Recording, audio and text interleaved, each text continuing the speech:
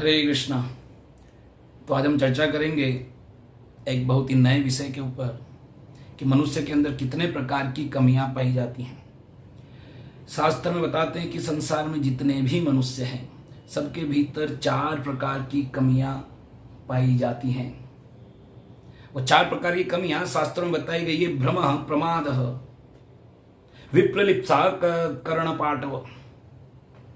उनमें पहली कमी है भ्रम, अर्थात की चीटिंग प्रोपेंसिटी, अर्थात की धोखा देना। प्रत्येक मनुष्य के भीतर ये धोखा देने की प्रवृत्ति, ये चीटिंग प्रोपेंसिटी कूट कूट करके भरी हुई है। और अपने स्वार्थ के लिए जब भी किसी को धोखा देने का अवसर अगर किसी को मिल जाए तो प्रत्येक व्यक्ति धोखा देने से चूकता नहीं। यहाँ तक कि एक छोटा बच्चा भी अगर उसको स्कूल नहीं जाना होता तो उसके पास बहाना होता है कि मेरे सिर में दर्द है या मेरे पेट में दर्द है। ये 2 प्रकार के दर्द ऐसे हैं जो कोई चेक नहीं कर सकता। ना आप सिर दर्द किसी का चेक कर सकते हो, ना पेट दर्द चेक कर सकते हो। आपको उसकी बात पर विश्वास करना ही पड़ेगा। या फिर हम देखते हैं कि कभी कभी एम्प्लॉय छुट्टी पाने के लिए अपने ऑफिस में झूठी सिक लीव लगाता है या झूठा मेडिकल रिपोर्ट लगाता है या कुछ और बहाना बनाता है। तो ये सब जो है इस बात को दर्शाती है कि हम सबके भीतर चीटिंग प्रोपेंसिटी है, धोखा देने की प्रवृत्ति है। ये मनुष्य की पहली कमी है। मनुष्य की दूसरी कमी बताई गई है प्रमाद। प्रमाद अर्थात कि मोहित हो जाना, टू बी इल्यूजन्ड, मोहित हो जाना, भ्रमित हो जाना। और ये भी हम संसार में देखते हैं कि हम बहुत इजीली भ्रमित हो जाते हैं, बहुत इजीली मोहित हो जाते हैं।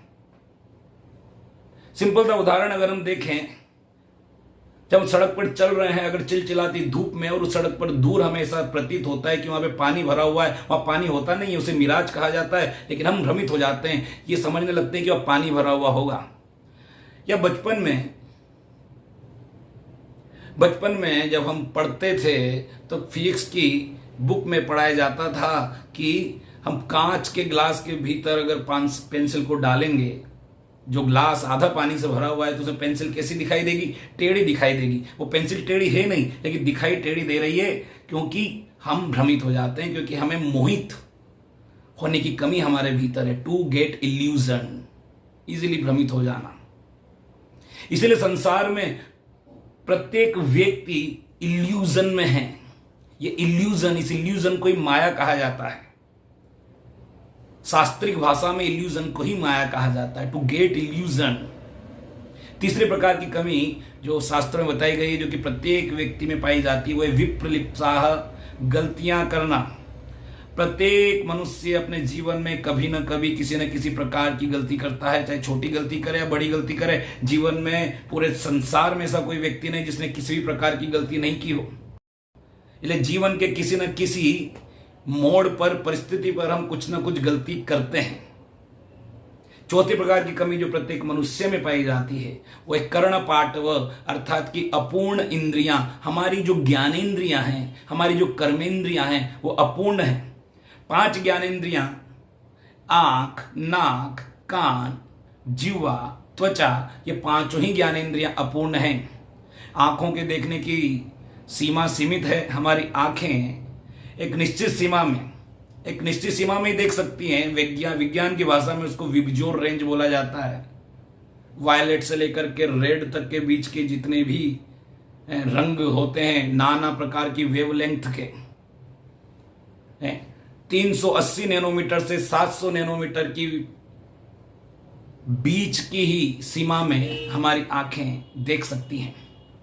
उसी प्रकार हमारे कानों की क्षमता भी बड़ी सीमित होती है। हमारे कान केवल 20 हर्ट्ज से लेकर के 20,000 हर्ट्ज तक की ही ध्वनि सुन सकते हैं। इसके नीचे की या इसके ऊपर की ध्वनि हमारे कानों के द्वारा सुनाई नहीं देती है।